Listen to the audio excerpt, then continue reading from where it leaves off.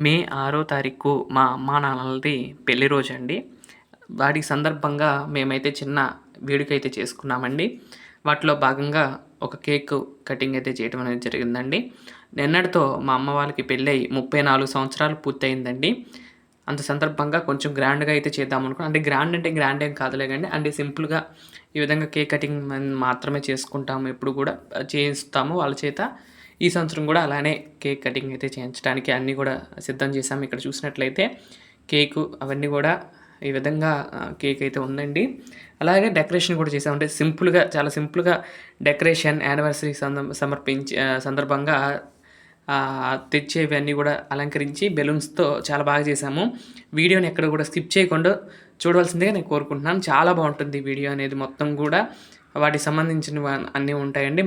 మేము నలుగురం కూడా ఈ వీడియోలో కనపడతాము. కేక్ కటింగ్ ఇవన్నీ కూడా ఉంటాయి. మీరు మాత్రం వీడియోని ఎక్కడ కూడా స్కిప్ చేయకుండా చూడవలసిందిగా నేను మరీ కోరుకుంటున్నాను. ఈ విధంగా అయితే ఉందండి కేకు. తర్వాత ఆ ఎనకాల గూడా బ్యాక్‌గ్రౌండ్ గూడా చేసేసాము. అయితే ఇప్పుడు మే నెలలో ఎండలండి. మా అమ్మానాన్నల పెళ్ళైనప్పుడు గాలివానంటండి. ఎప్పుడైతే పెళ్ళైపోయింది ఆ తర్వాత నుండి కూడా చాలా భారీ ఎత్తున వర్షం పడిందంటండి. ఆ రోజు కరెంట్ లేదు. లైట్లు లేవు. ఏమి లేవండి. బాగా చిమ్మటి చీకట్లోనే వీళ్ళైతే పెళ్ళయిన తర్వాత అట్లా పుట్టింటికి నుండి అత్తారింటికి వెళ్ళారంటండి. అది మాత్రం ఇప్పటికి అదొక ఏంటి ఒక్కొక్కళ్ళ పెళ్ళిలో అలా ఒక్కొక్కటి మెమరీఫుల్‌గా ఉంటుంది. అలాగే మా అమ్మ వాళ్ళ పెళ్ళిలో ఇదొక మెమరీబుల్ అండి. ఆ రోజు కరెంట్ పోవటం, ఆ కరెంట్ పోయిన తర్వాత ఆ వర్షం అంటే పెళ్ళంతా అయిపోయిందంట. అంటే భోజనాలు అన్నీ అయిపోయినాక వెళ్దాము అంటే వీళ్ళు కూడా వెళ్ళిపోయారు. ఆ తర్వాత వాన మాత్రం బీభత్సంగా పడిందంటండి. అప్పుడు 77 ఏదో అంటారండి గాలివాన అంటారు. పెద్దగానే వచ్చిందంటండి. ఆ పెద్ద గాలివాన అప్పుడు పెళ్ళయిందని చెప్తూ ఉంటారు. అయితే మాకు ఈ డేట్ ఎలా తెలిసిందని అనుకోవచ్చు మీకు. ఎలా తెలిసిందంటే గనక నా దగ్గర అంతకుముందు ఒకసారి పెళ్లి కార్డ్ అయితే దొరికిందండి. ఆ పెళ్లి కార్డ్‌లో డేట్ ఉంటుంది కదండీ! దాని ప్రకారం అయితే మే 6 తారీఖుగా చూసిన తర్వాత అప్పటి నుండి కూడా చిన్నగా కేక్ కటింగ్ అయితే చేయటం అనేది చేస్తున్నాం.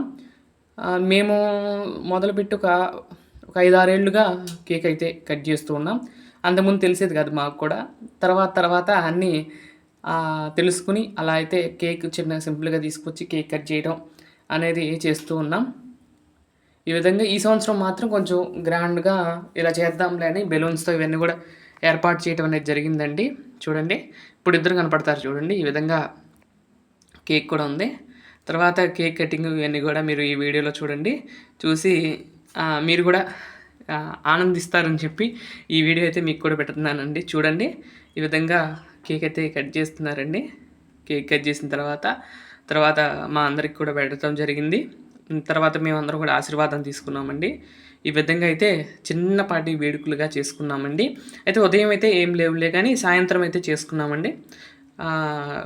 కొత్త బట్టలు కట్టుకుని వాళ్ళు ఈ విధంగా కేక్ కట్ చేశారు. ఎప్పుడు కట్టుకోరండి. ఈ సంవత్సరమేనండి ప్రత్యేకంగా 34 సంవత్సరాలు పూర్తయిన సందర్భంగా మేమే బలవంతం చేస్తేనే ఇయన్నీ కూడా ఒప్పుకున్నారు. లేదంటే వాళ్ళైతే ఏం చేసుకోరండి ఇలాంటివి. వాళ్ళకి ఇష్టం ఉండదు. కాకపోతే మేము ఫోర్స్ చేసేసరికి ఈ సంవత్సరం అయితే అలా చేయటం అనేది జరిగిందండి. కానీ చేయటం కూడా చాలా ఆనందం అనిపించింది. అది. ఈ విధంగా ఈ చిన్నపాటి వేడుకలైతే అన్నీ కూడా చేయటం అనేది జరిగిందండి. అలా జరిగింది. ఇదిగోండి మేము నలుగురం కూడా. కాకపోతే నాదెప్పుడు కూడా ఏమైనా ఫోటో దిగాలి అనుకున్నప్పుడల్లా ఇలా జిడ్డు అయిపోయి కటింగ్ కూడా ఒకలాగా ఉంటుందండి.